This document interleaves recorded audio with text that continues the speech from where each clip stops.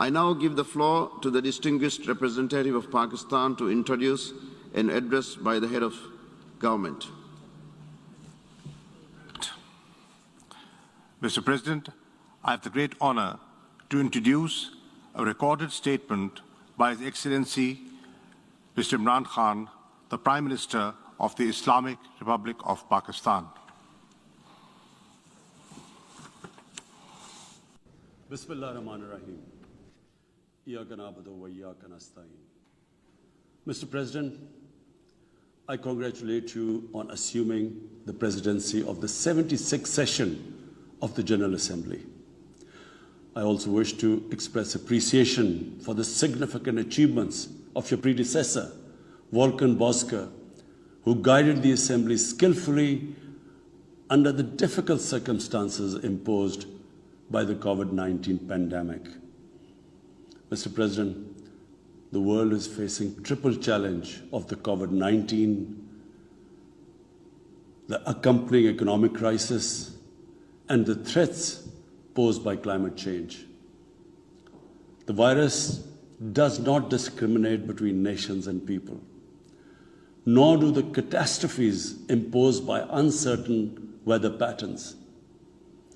The common threats faced by us today not only expose the fragility of the international system, they also underscore the oneness of humanity. By the grace of Almighty Allah, Pakistan has been successful so far in containing the COVID pandemic. Our collaborated strategy of smart lockdowns helped save lives and livelihoods and kept the economy afloat.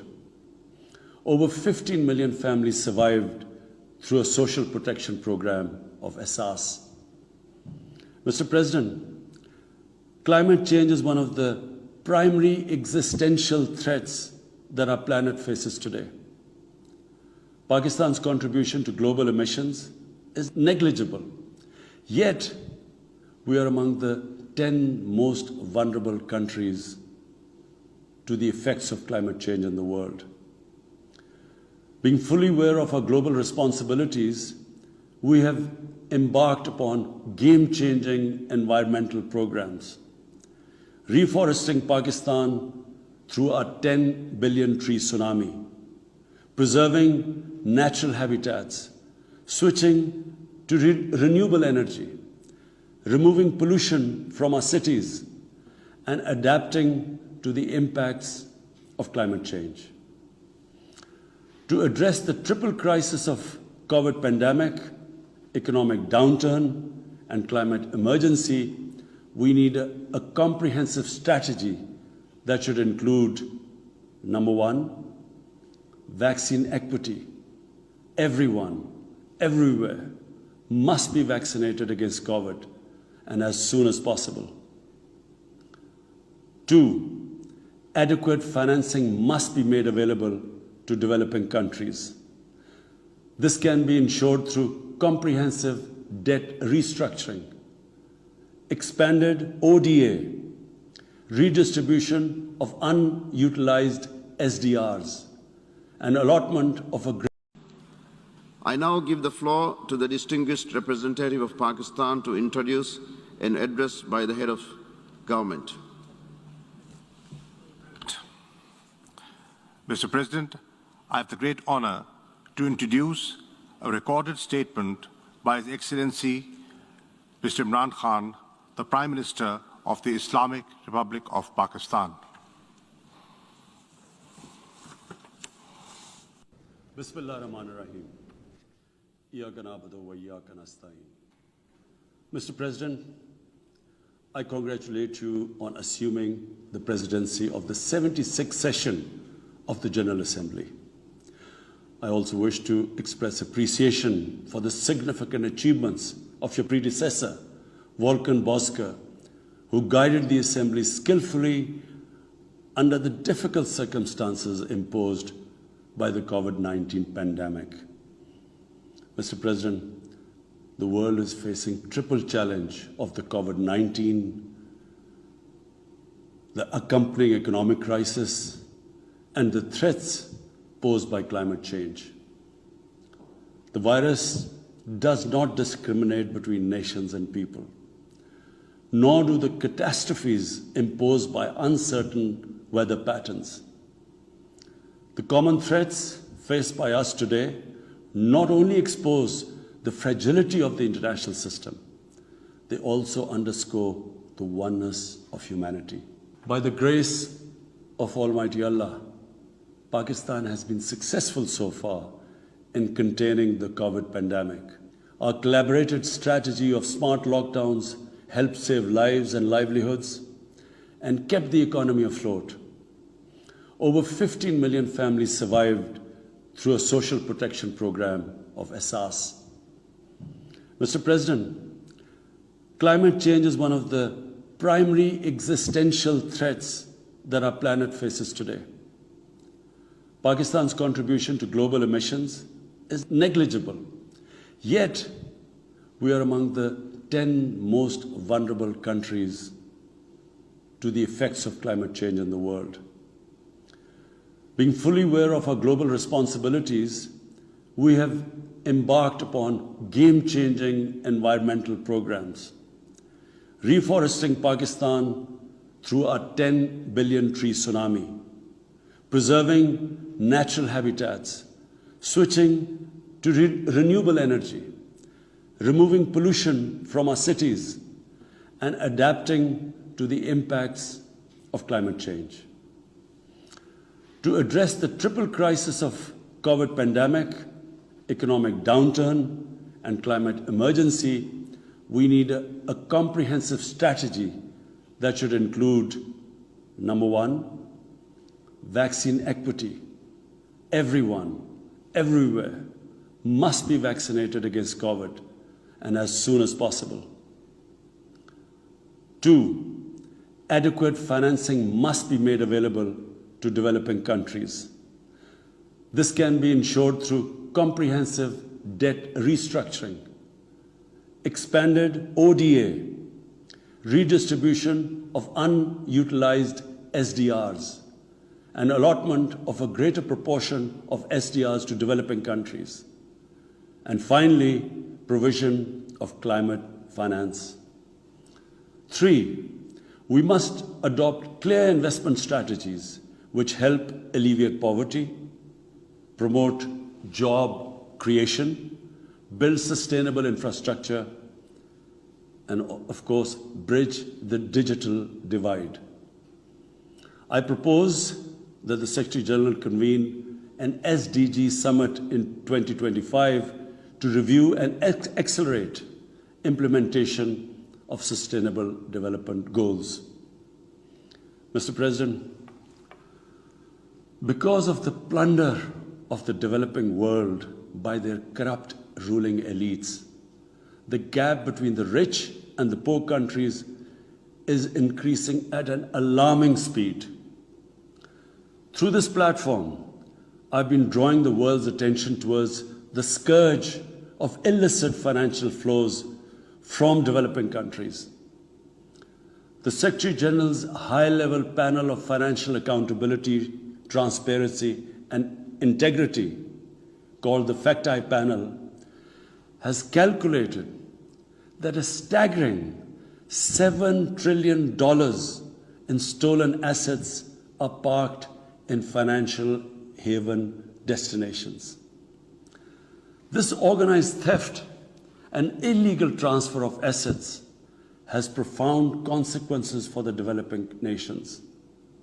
It depletes their already meager resources, accentuates the levels of poverty, especially when laundered money puts pressure on the currency and leads to its devaluation.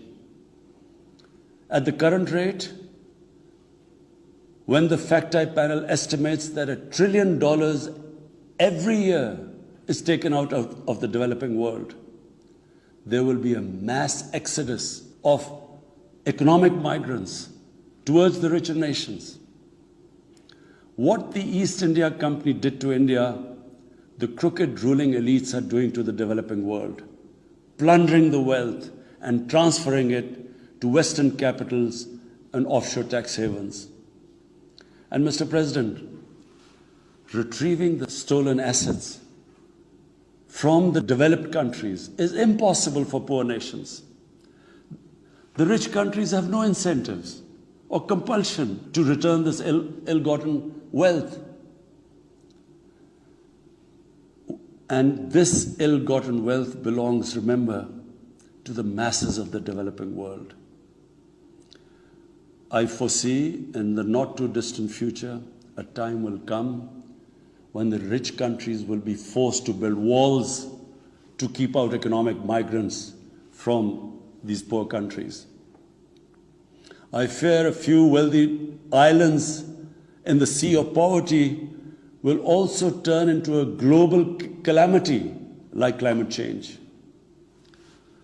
The General Assembly must take steps meaningfully to address this deeply disturbing and morally repugnant situation, naming and shaming the haven destinations and developing a comprehensive legal framework to halt and reverse the illicit financial flows are most critical actions to stop this great economic injustice.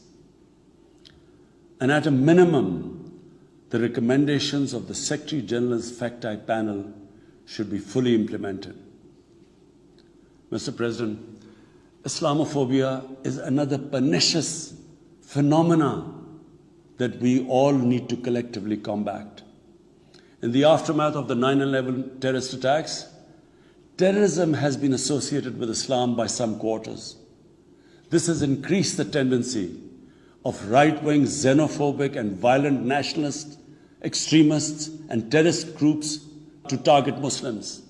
The UN Global Counter-Terrorism Strategy has recognized these emerging threats. We hope the Secretary General's report will focus on these new threats of terrorism posed by Islamophobes and right-wing extremists. I call on the Secretary General to convene a global dialogue on countering the rise of Islamophobia.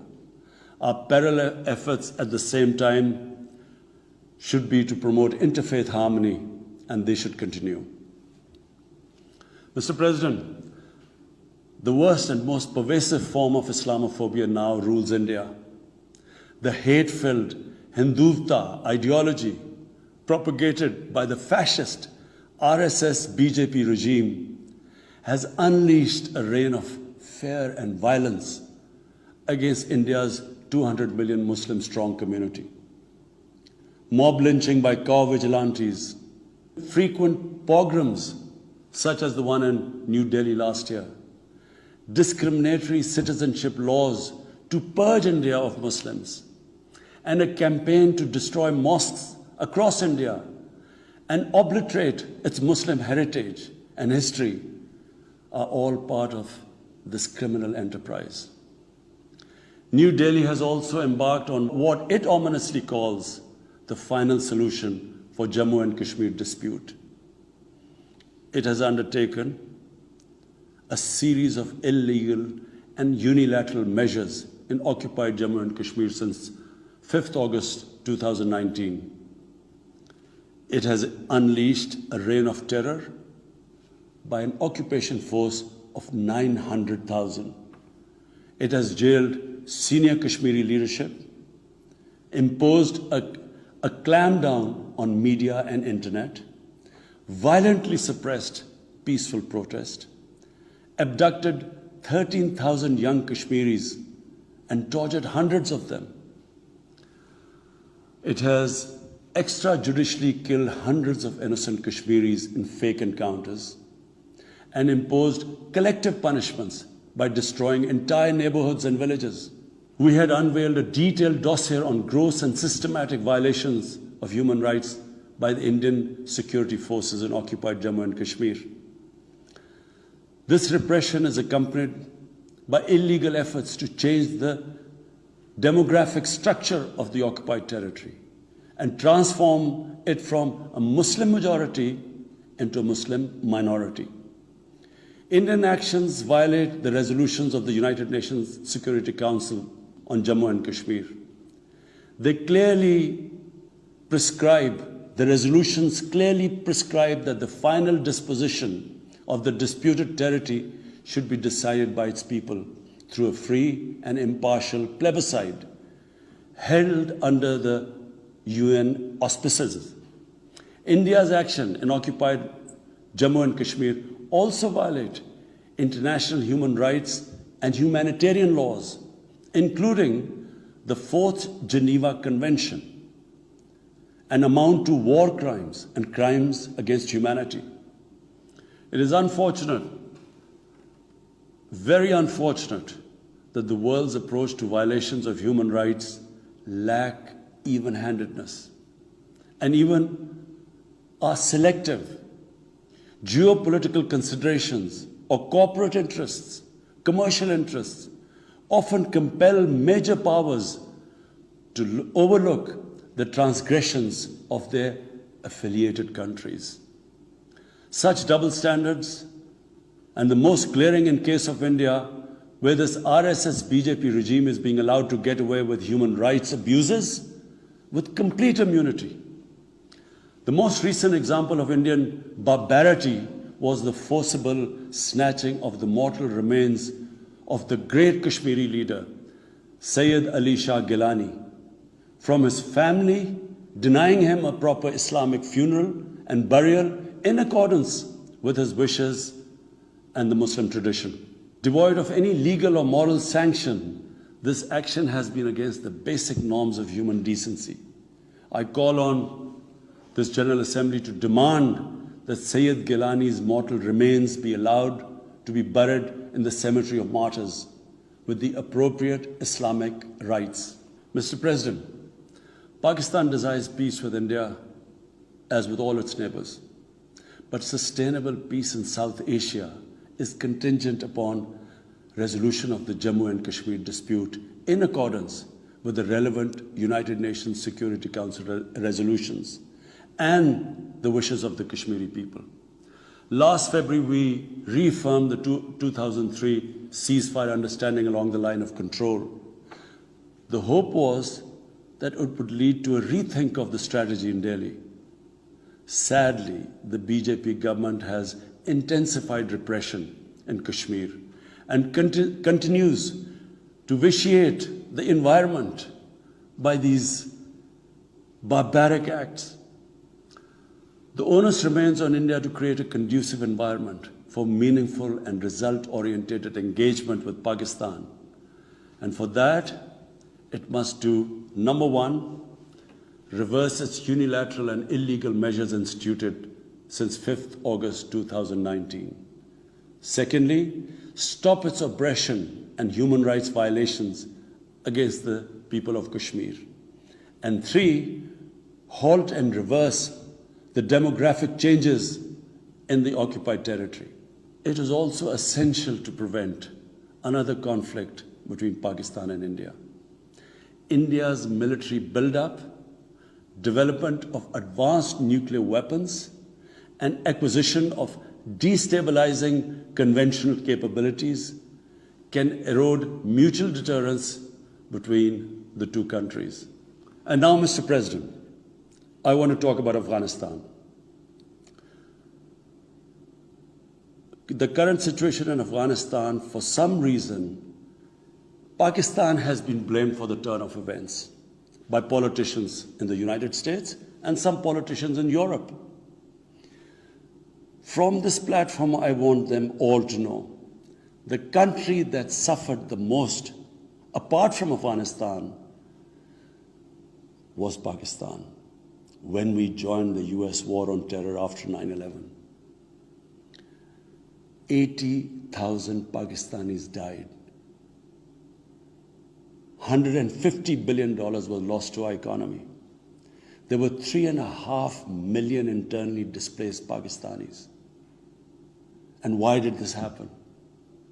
In the 80s, Pakistan was a frontline state in fighting against the occupation of Afghanistan. Pakistan and the United States trained Mujahideen groups to fight for the liberation of Afghanistan. Amongst those Mujahideen groups were Al-Qaeda, were various groups from all over the world. There were Mujahideen, Afghan Mujahideen. These were considered heroes President Ronald Reagan invited them to White House in 1983. And according to news items, he compared them to the founding fathers of the United States. They were heroes. Come 1989, the Soviets leave. So do the Americans, abandon Afghanistan.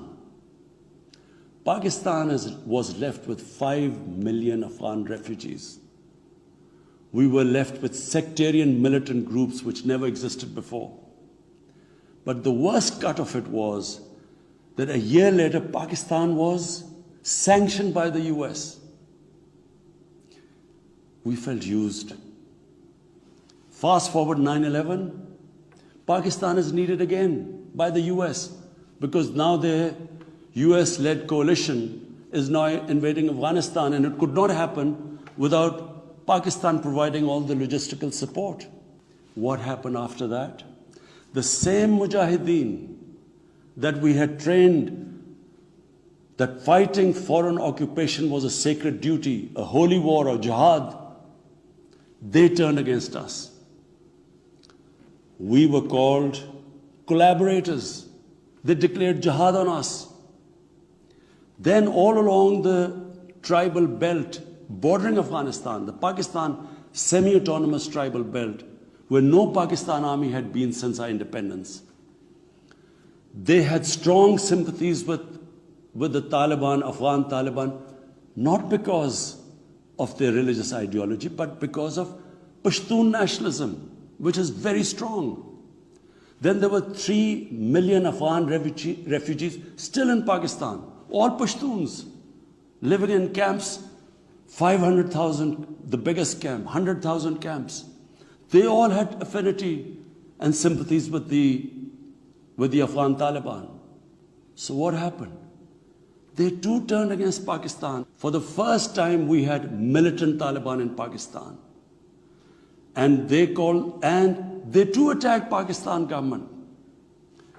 When our army went in the tribal areas for the first time in our history, whenever an army goes into civilian areas, there's collateral damage.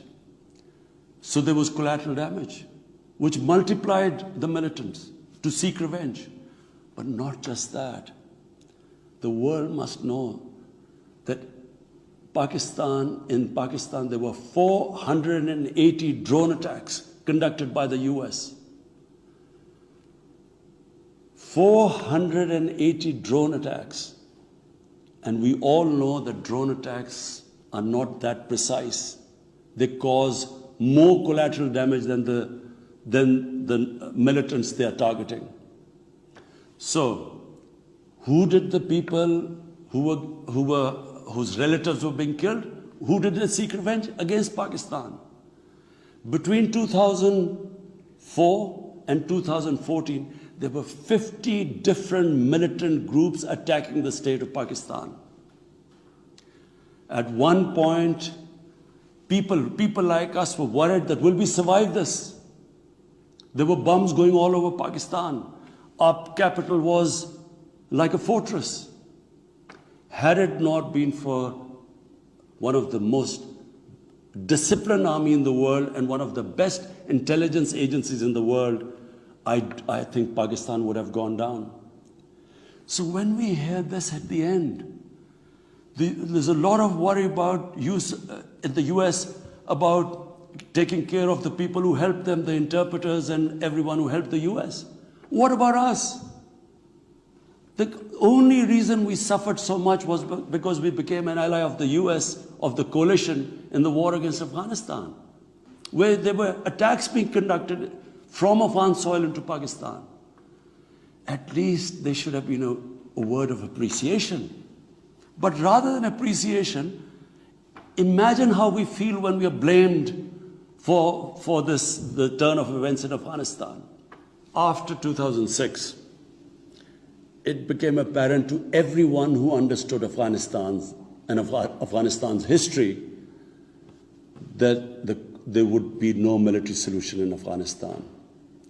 I went to the US I spoke to think tanks. I met at the time Senator Biden, Senator John Kerry, Senator Harry Reid. I tried to explain to them there would not be any military solution and political settlement was the way to go forward. No one understood then. And unfortunately, in trying to force a military solution is where US went wrong. And if today,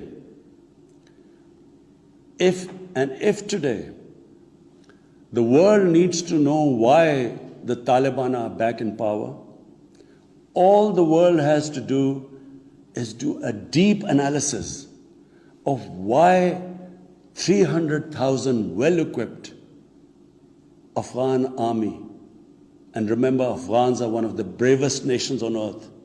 Why did this 300,000 Afghan army give up without a fight? The moment a deep analysis of this is done, the world would know why the Taliban are back in power, and it's not because of Pakistan. So, Mr. President, right now, the whole world community should think, what is the way ahead? There are two paths we can take.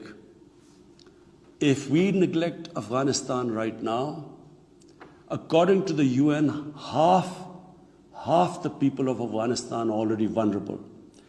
And by next year, almost 90% of people in Afghanistan will go below the poverty line. There's a huge humanitarian crisis looming ahead. And this will have serious repercussions, not just for the neighbors of Afghanistan, but it will have repercussions everywhere if a destabilized, a chaotic Afghanistan again becomes a safe haven for international terrorists. The reason why the US came to Afghanistan in the first place. So therefore, there is only one way to go. We must strengthen